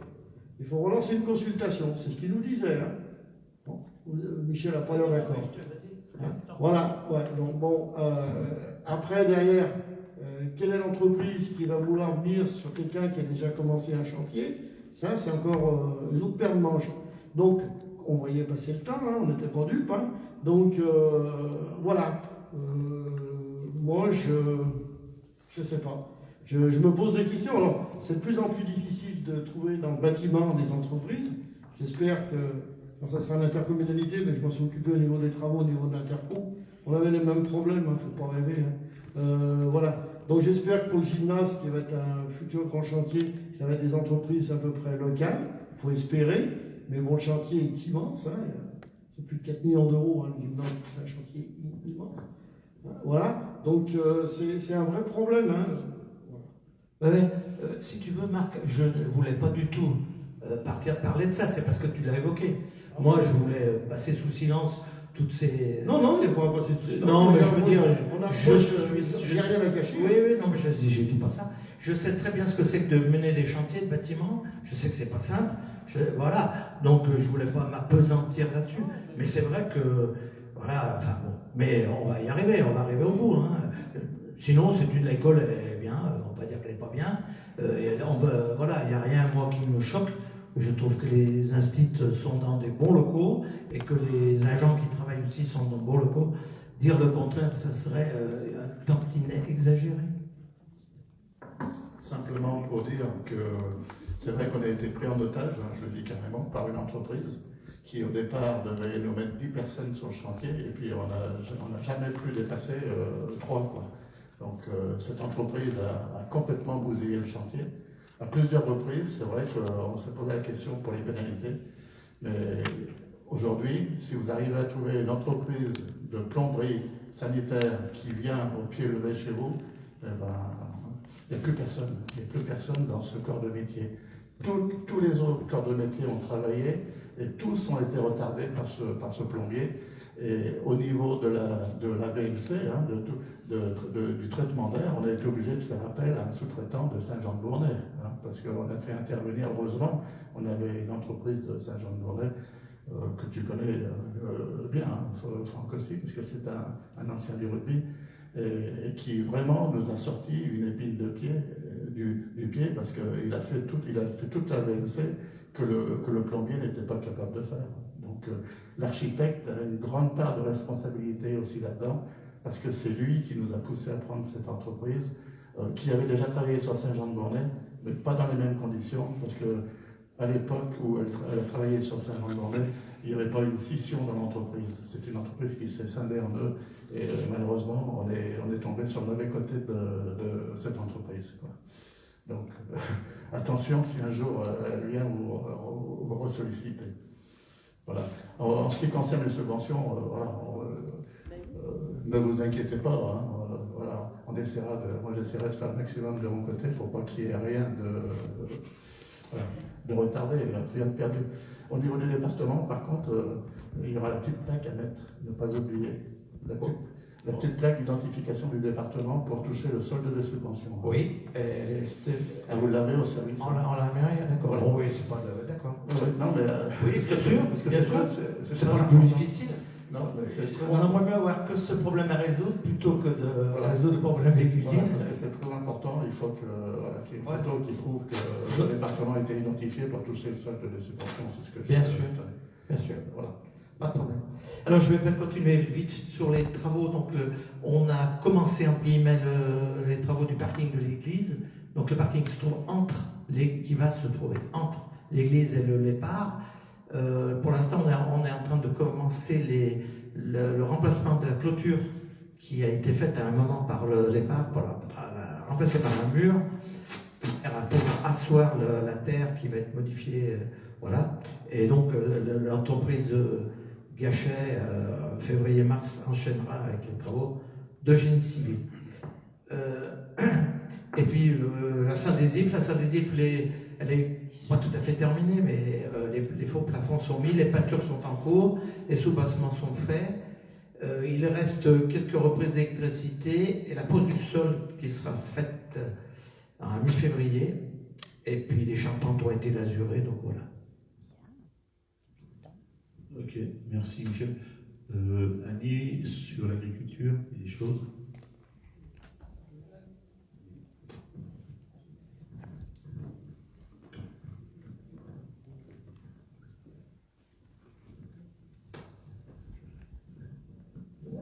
Alors sur l'agriculture, donc on peut parler un petit peu du comice et concours départemental. Donc la commission publicité a réellement commencé le travail puisqu'il y a eu l'envoi des courriers aux entreprises du secteur. Aujourd'hui, la difficulté, c'est un petit peu d'organiser tout ça puisqu'il y a 3 structures en fait qui portent cette manifestation, hein, la commune, le comice et puis les éleveurs de l'Isère. Et donc la difficulté avec la période de crise sanitaire, c'est de communiquer entre nous et de pouvoir se réunir. Donc voilà, pour l'instant, on part du principe, dans le meilleur des cas, que les préparatifs seront compliqués, mais que la fête peut avoir lieu s'il n'y a pas d'interdiction de regroupement. Et dans le pire des cas, il y aura un report en 2022. Donc voilà. Sinon, je dis un mot sur Montjoux peut-être. Donc au niveau de l'étang de Montjoux, donc, il y a eu un cabinet d'études qui a été missionné par le département pour voir comment pourrait évoluer l'usage de l'étang de Montjoux. Le nouvel objectif du département est qu'il y ait une réhabilitation sociale de l'étang de Montjoux, c'est-à-dire que plus d'activités puissent reprendre autour de cet étang. Voilà. Merci Annie. Magali, tu peux nous donner un peu des résultats des centres de dépistage et de la maison de santé? Alors, oui, on va faire un petit récapitulatif. La maison de santé, donc ça avance doucement mais sûrement. Donc je vous rappelle, premier entretien avec les médecins le 6 octobre. Le 14 octobre, nous sommes allés visiter la MSP avec le maire et puis une des médecins de Saint-Jean-de-Borneuil, donc Elisabeth Tavary. Donc un retour plutôt très positif de cette visite. Ensuite, bien, on a commencé à effectivement reparler du confinement, hein, voilà, qu'on a tous été, le deuxième confinement, la campagne de dépistage Covid-19 avec les tests rapides, les trop de tests. Donc on a fait une conférence Zoom à l'époque puisqu'on était confinés avec tous les volontaires de Saint-Jean-de-Borneuil, donc les cabinets IDE ont participé, ainsi que les médecins du cabinet de la rue Pasteur. Nous avons réalisé cette campagne, donc j'en profite véritablement pour remercier tout le conseil municipal et également l'opposition qui a été très participative et je vous remercie beaucoup. Je trouve que c'était plutôt assez convivial pour nous quelque part et puis pour moi ça a été un moyen aussi d'apprendre à connaître les paramédicaux de Saint-Jean-de-Borneuil et un peu mieux les médecins puisqu'on a effectivement pu discuter et profiter de cette campagne sur laquelle je n'étais pas d'accord mais finalement pour créer des liens et ça c'est super intéressant pour ça finalement moi ça aurait eu cette grande enfin moi je trouve que c'était vraiment une opportunité. cette campagne, elle s'est plutôt bien passée. On avait peur qu'il n'y ait absolument personne, et puis finalement, ça a eu un certain succès. On a eu, je pense, un peu plus de 600 personnes testées. Je ne dis pas de bêtises. 633. 633. Donc voilà, je pense que les gens étaient plutôt contents de la manière dont ça se déroulait, de l'organisation.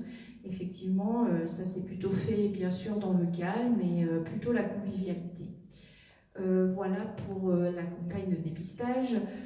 Ensuite, concernant le projet MSP, donc on a continué effectivement. Donc avant la campagne Covid-19, j'avais fait une première réunion avec l'ensemble des professionnels de santé, donc médecins, infirmières, kinésithérapeutes. On avait également une ergothérapeute de Diemose qui est intéressée par le projet MSP. Il y avait également psychologue, psychomotricienne, sage-femme autour de la table, infirmière du cabinet d'échographie. Et puis, on n'avait pas encore les spécialistes, parce que je tiens à préciser que les spécialistes seront invités quand on aura l'avancée du projet. Et donc, on a commencé à présenter le projet et à dire, c'est quoi une maison de santé ? En fait, en l'occurrence, on avait des gens autour de la table qui pensaient maison de santé, donc effectivement, tous se rassembler dans une maison et allez hop, on travaille ensemble, c'est bien, mais on est tous dans la maison. Et puis, on a quand même essayé un peu d'élargir le débat et se dire, il y a des gens qui sont déjà installés, qui sont bien effectivement sur leurs locaux, mais qui pourraient aussi adhérer à ce projet de maison de santé pour le travail en pluridisciplinarité. Et on a vraiment essayé d'axer ce travail sur l'échange, sur le fait de pouvoir se retrouver et se regrouper pour apprendre à mieux se connaître, parce que finalement on s'aperçoit que même si on travaille les uns à côté des autres et qu'on travaille les uns pour les autres, on ne se connaît pas forcément. Et l'idée, c'était effectivement de pouvoir être un soutien les uns pour les autres dans les prises en charge un peu complexes. Donc je pense que les gens ont bien compris, puisque nous avons fait une deuxième réunion au mois de janvier, qui date du 21 janvier, donc qui est toute récente, où effectivement le tour de table était plutôt très positif par rapport à la maison de santé, où effectivement l'ensemble des partenaires de santé, qu'ils soient auxiliaires médicaux, non médicaux, ou que ce soit les médecins, avaient effectivement la même idée sur ce projet. C'était le fait de se soutenir, de travailler ensemble, d'être dans la pluridisciplinarité pour le bien du patient et pour une meilleure prise en charge et une qualité de soins. Donc, parti de ce principe-là, on a décidé déjà de réunions pluriprofessionnelles où effectivement, moi, je vais m'éclipser de ces réunions, c'est-à-dire que je suis élue et je ne suis pas médecin pour eux. Là, voilà, je joue mon rôle d'élu. Donc, ce sont les professionnels de santé de Saint-Jean-de-Bournay. Je leur ai offert un calendrier, et sur ce calendrier, ils ont effectivement pointé des réunions sur lesquelles ils vont se réunir. Alors les premières réunions qui vont avoir lieu, il y en aura une par mois. Il y en aura une donc au mois de février, au mois de mars, avril et jusqu'à mai. Donc ces 4 réunions vont servir à apprendre à se connaître, à travailler sur un thème de santé qui leur est cher, c'est-à-dire sur lequel ils travaillent tous les jours avec les patients qu'ils ont au quotidien.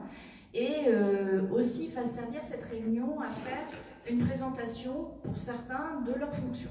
Par exemple, que fait l'orthoptiste, à quoi peut-il servir? Est-ce qu'on sait tout effectivement sur l'orthopsie? Est-ce qu'on sait tout sur l'ergothérapeute? Non, je ne pense pas. Et du coup, en fait, les professions un peu qui sont auxiliaires, des auxiliaires médicaux et qui ne sont pas forcément très bien connus vont se présenter. Et je pense que c'est un moyen justement de faire du lien et de penser à des situations que ces praticiens ont dans leur patientèle, etc. Donc, je pense que c'est un moyen de créer du lien.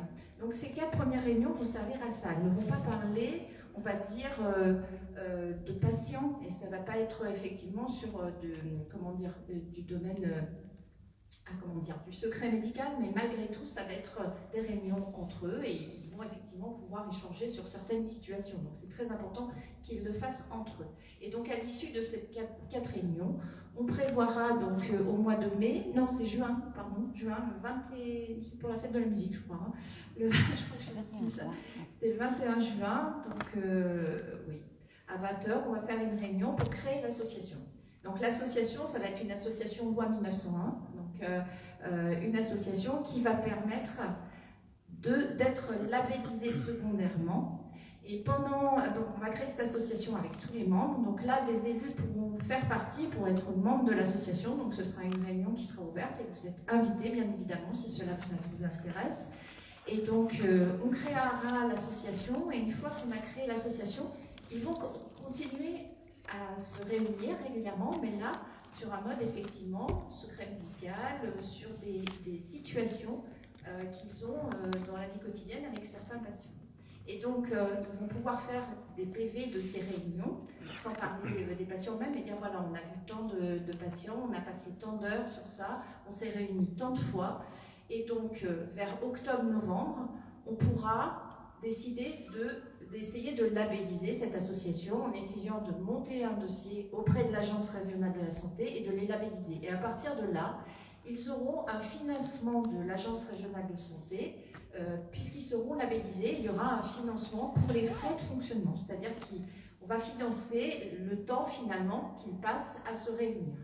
Donc le premier financement est déjà assez important parce qu'il est de 50 000 € sur la première année, et donc dans les mois qui suivent, on pourra effectivement créer la MSP et faire une société. Par contre, on n'aura plus l'association labellisée, mais elle va se transformer en société interprofessionnelle de soins ambulatoires. Et à partir de là, on pourra labelliser et s'appeler maison de santé pluriprofessionnelle. Dans ce laps de temps, il faudra effectivement que là, nous, élus, nous puissions commencer à parler du projet immobilier pour ces professionnels de santé. Voilà, donc on a bien avancé parce que je pense que finalement la deuxième réunion était un petit peu plus conviviale que la première, parce que quand on s'est réunis la première fois, c'était dans cette pièce, j'étais toute seule au milieu, effectivement ils me regardaient tous et puis ils étaient, je pense, un peu, c'est pas sidéré, mais c'était quand même un petit peu compliqué, et puis on sentait que finalement il n'y avait pas tellement d'échanges, la campagne Covid est arrivée, et je pense que ça a permis aussi de mieux échanger, et de s'apercevoir que finalement, ils ne sont pas du tout ni concurrentiels ni quoi que ce soit et qu'ils peuvent travailler effectivement ensemble. Donc ça, c'était plutôt très très positif, je pense. Voilà. Je ne sais pas ce qu'on a pensé, monsieur Père, mais voilà. C'était très intéressant. Vraiment, il y avait une complémentarité, une certaine entente. Mais je pense que le centre Covid vous ont fait du bien, le dépistage. Oui, parce que vous êtes connus, vous avez échangé, il y avait une certaine bonne ambiance et ça a fait du bien. Oui, ça leur a fait du bien aussi. Voilà, donc ils vont continuer. Voilà, donc eux vont continuer, et ils vont continuer effectivement. Je vais faire en sorte que ce soit leur projet, pour se l'approprier. Voilà. Et on espère effectivement qu'on pourra aller jusqu'au bout de notre projet. Voilà. Mais de toute façon, c'est en construction. Il faut savoir que c'est un projet qui est en construction, qui est un projet qui ne peut pas se réaliser comme ça du jour au lendemain. Et quand la situation effectivement sera bien avancée, on pourra effectivement après inviter autour de la table des spécialistes qui sont toujours très intéressés, donc ophtalmologues et puis angiologues. En tout cas, ces deux professions sont toujours très intéressées. On dit que dès que le projet était bien avancé, ils seraient intéressés de pouvoir intégrer la maison de santé. Voilà. Bien, merci Magali. Claire, s'il te plaît, tu nous parlais du projet de culture. Alors, je vais peut-être commencer par les affaires scolaires. J'ai un tout petit mot à dire là-dessus. Concernant les salles de classe qu'on envisage de baptiser, puisque voilà, elles n'ont pas de nom, et comme le groupe est grand, on a pensé que ça pouvait être intéressant de donner des noms aux salles de classe, qu'il s'agisse donc de celles de l'école élémentaire publique, de l'école maternelle publique, mais aussi de l'école Saint-Émilie. Et également les salles de classe, enfin les anciennes salles de classe du groupe Jules Verne, et aussi la maison des associations. Donc les enseignants ont commencé à réfléchir à la question avec les enfants. Donc sur l'école élémentaire, le thème qui a été retenu, l'école élémentaire publique, ce sera le thème des contes. Voilà, donc j'ai vu déjà quelques propositions intéressantes, la salle Cendrillon par exemple, la salle Chaboté, etc. Voilà, donc sur l'école maternelle publique, ce seront les couleurs qui ont été choisies. disons, où les jeunes enfants ont encore du mal à déchiffrer. Voilà. Sur l'école Sainte-Émilie, c'est en cours, donc Madame Durper s'en occupe ardemment. Et concernant les autres salles de classe, là je laisserai peut-être, enfin les anciennes salles de classe de Jules Verne, je laisserai Madame Frison en dire un petit mot puisqu'elle travaille avec le conseil municipal des enfants sur le projet. Donc voilà. Si tu veux dire un mot tout de suite peut-être.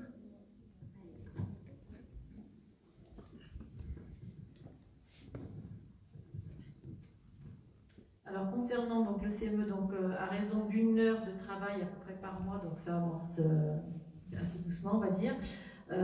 Donc le dernier CME, on a pu faire une recherche sur le livre de Saint-Jean écrit par Monsieur Jocteur. Les enfants essaient de repérer donc des noms qu'ils aimeraient donner. Et je pense qu'au prochain Conseil municipal des enfants, on pourra choisir ces noms en essayant donc de respecter par lieu un thème. Par exemple, l'école Jules Verne, ça pourrait être le thème du patrimoine, et sur les salles des associations, ça pourrait être peut-être des notables de Saint-Jean, ou autre, en essayant de rester sur un thème pour un lieu donné. Donc voilà, c'est tout ce que j'ai à dire pour l'instant là-dessus. Je te repasse le micro.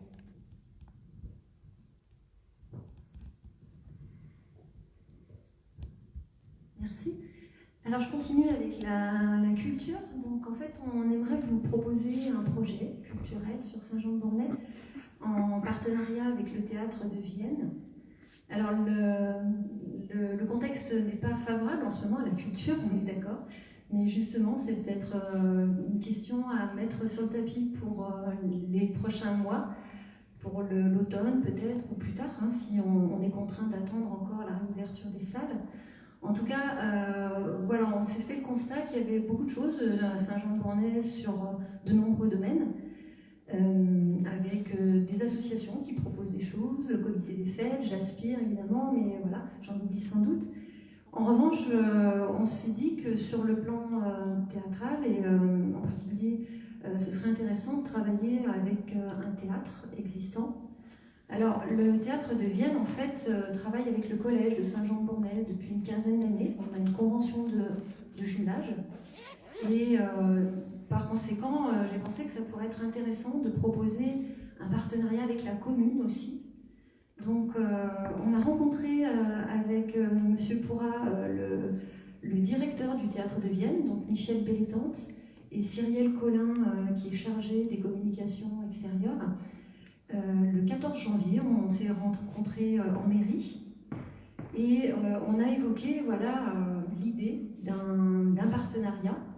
Alors, pour l'instant, on en est au stade de la réflexion et du coup, la vôtre est la bienvenue hein, pour nous aider sur ce projet. Mais dans l'idée, on s'est déjà un petit peu projeté sur une saison culturelle sur le territoire saint-jeanais avec une proposition de 4 spectacles au choix, des spectacles tout public qui seraient proposés dans la programmation du théâtre de Vienne. Alors ces spectacles, on les proposerait donc sur la commune pour 3 d'entre eux. Et là, les différents lieux pour les recevoir sont à l'étude, parce qu'on a pensé au cinéma Le Saint-Jean, pour l'un peut-être la salle Clair de l'Âge, peut-être les Yves, peut-être des spectacles de plein air, puisque en ce moment c'est plutôt ce vers quoi on tend pour maintenir un peu le spectacle vivant. Donc l'idée ce serait qu'il y ait également un 4e spectacle proposé dans le théâtre de Vienne, qui est un élément patrimonial intéressant sur Vienne. Voilà, ça nous permettrait en fait de proposer 4 spectacles avec un tarif abonnement à partir de 3, en laissant chacun libre de se rendre donc à ces spectacles soit sur la commune, soit sur Vienne, avec une billetterie qui serait proposée en ligne ou au guichet, ce qui fait que la mairie n'aurait pas besoin de gérer cette partie financière. Simplement, voilà, on s'est dit que c'était un coût qui était minime pour la commune, puisque nous, on aura simplement à prêter des lieux et faire un petit peu de communication, peut-être prendre quelques réservations, mais voilà. Donc, je ne sais pas ce que vous en pensez, on s'est dit qu'en tout cas, c'était peut-être une opportunité à saisir pour proposer d'autres choses complémentaires avec ce qui existe déjà. Et on s'est dit que peut-être, là aussi, hein, on est dans les suppositions, si c'était possible, au mois de juin, on proposerait un spectacle de plein air, si les conditions sanitaires nous le permettent, pour faire un petit lancement de saison, un petit coup de pub sur ce projet. Voilà l'idée, donc nous sommes en pleine gestation, et voilà, si vous avez des suggestions, elles sont les bienvenues. Merci Claire. On va continuer avec les affaires sociales. Alors moi, donc la commission des affaires sociales s'est réunie le 21 janvier et nous avons un projet, nous avons décidé de travailler sur la rédaction d'un document qui regroupe un maximum d'infos pour les seniors, parce qu'on s'est rendu compte qu'il y a beaucoup de seniors qui ne savaient pas où chercher, pour un dossier à part, pour des demandes d'aide, des renseignements. Donc chacune d'entre nous doit travailler sur ce sujet et on regroupera nos infos sur un document qui sera distribué dans les boîtes aux lettres ou alors qui sera mis dans le prochain bulletin municipal. Il y a d'autres points qui ont été évoqués, la fracture numérique, la mobilité des seniors, la semaine bleue, c'est la semaine nationale des retraités et personnes âgées qui se déroulera du 14 au 10 octobre 2021.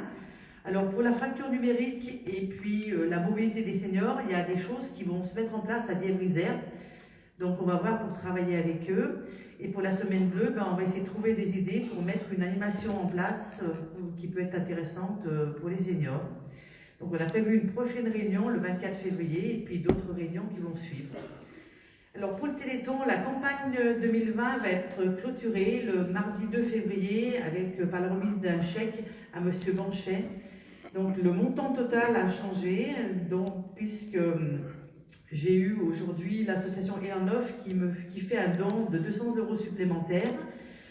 Donc la e-cagnotte avait rapporté 190 € et le chèque qu'on va remettre à M. Banchet sera en plus de 850 €.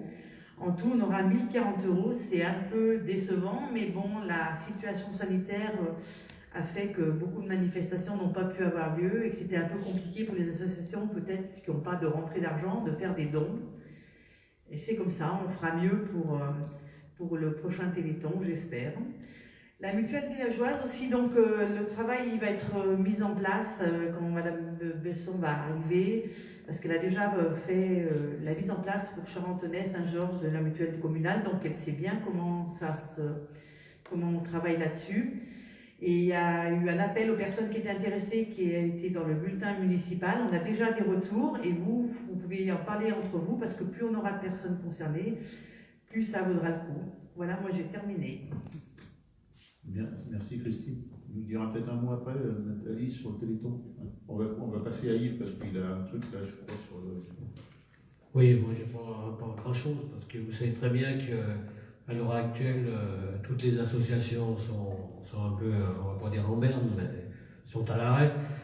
Juste pour préciser que le nettoyage de printemps sera effectué le 6 mars, si tout se passe bien. Mais pour l'instant, on n'a encore averti personne. On attend encore un petit peu pour avertir les associations et puis un peu tout le monde. Voilà, c'est tout ce que j'avais à dire. Merci. Merci. Nathalie, tu veux peut-être nous dire quelque chose sur le Téléthon? Alors oui, en effet, j'ai rejoint la coordination dans les heures du Téléthon, donc du coup je vais prendre la succession de M. Bonchet. Cette année, le Téléthon, comme l'a dit Mme Matrin, il a au moins le mérite d'avoir eu lieu. Après, l'argent qui a été récolté, il faut remercier tous ceux qui ont donné. L'année s'y prêtait pas forcément, donc je comprends un peu votre déception, mais moi je pense que déjà le fait d'avoir fait quelque chose malgré tout, c'est déjà bien.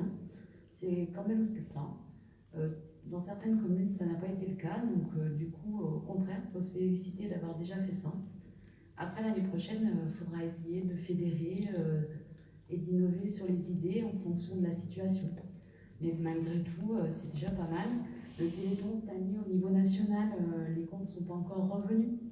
Mais pour autant, on espère quand même obtenir plus que ce qu'on avait prévu. Et c'est tout à l'honneur des Français qui ont donné et des entreprises qui participent et qui soutiennent cette association du Téléthon. La FM se bat pour beaucoup d'enfants et beaucoup de familles sont touchées, plus qu'on pense. Et les recherches également, on peut dire qu'elles contribuent aussi à à apporter des solutions médicamenteuses sur d'autres maladies qui touchent beaucoup de gens par le Génoton. Et je trouve que c'est une cause tout à fait honorable. Et pour le coup, merci à tous les Saint-Jeanais quand même qui ont donné. Voilà. Bien, merci Nathalie. Peut-être Daniel, je crois qu'il y a eu des subventions à la dernière conférence, non? Alors, la conférence, c'est demain. Donc, il y a quelques subventions dont je t'ai parlé l'autre jour seront votées demain. Il y a la commission permanente demain au département. Donc, est-ce que je dois le dire ou si je dois attendre que... Voilà. Non, mais tu nous annonceras les bonnes nouvelles la prochaine fois. Voilà. Et je crois que oui, donc on a des subventions qui... Voilà. Donc, voilà, au niveau du département, je pense que ça suit, les dossiers suivent. Et comme je t'ai dit l'autre jour, ce qui est important, c'est de trouver des nouveaux dossiers, parce qu'on a le droit à 2 dossiers par an au niveau de la commune. Donc il ne faut pas rater une coche, quoi. C'est important, la chasse aux subventions. Donc, comme elles seront votées demain, je ne veux pas dévoiler, je ne veux pas anticiper. Il suffit que quelqu'un vote contre et puis on serait foutu, quoi. Secret professionnel. Non, mais dès que voilà. Comme j'ai déjà donné des chiffres, voilà, elles sont, mais voilà, il faut attendre quand même que ce soit voté. Merci. Camille, je crois qu'il y avait quelque chose sur la communication. Oui.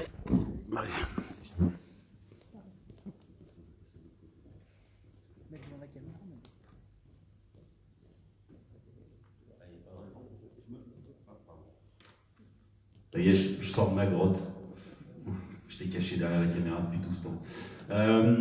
Communication, on continue à alimenter la page Facebook comme vous pouvez le voir, notamment pour le live de ce soir. À nouveau, conseil municipal, j'ai l'impression que ça va devenir un peu une habitude. On espère qu'on s'est amélioré au niveau du son parce qu'on a eu des retours à ce niveau-là, donc on a plus de micros, ça permet à tout le monde d'être entendu, en tout cas mieux entendu pour la partie filmée.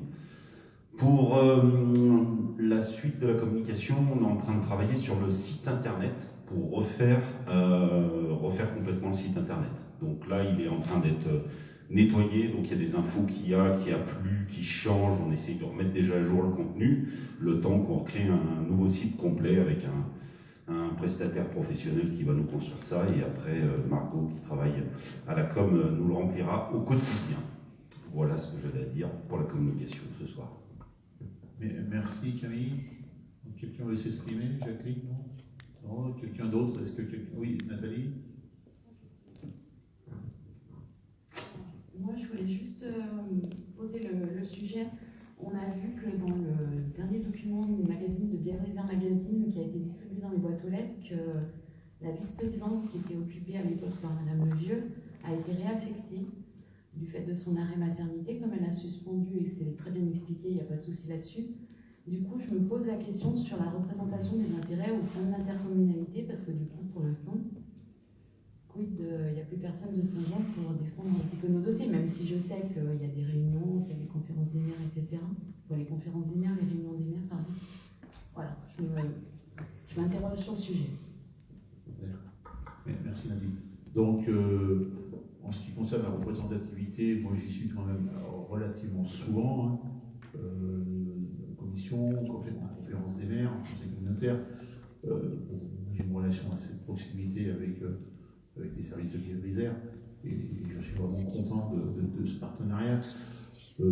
Pour l'instant, eh bien oui, Émilie, elle va être touchée dans quelques jours.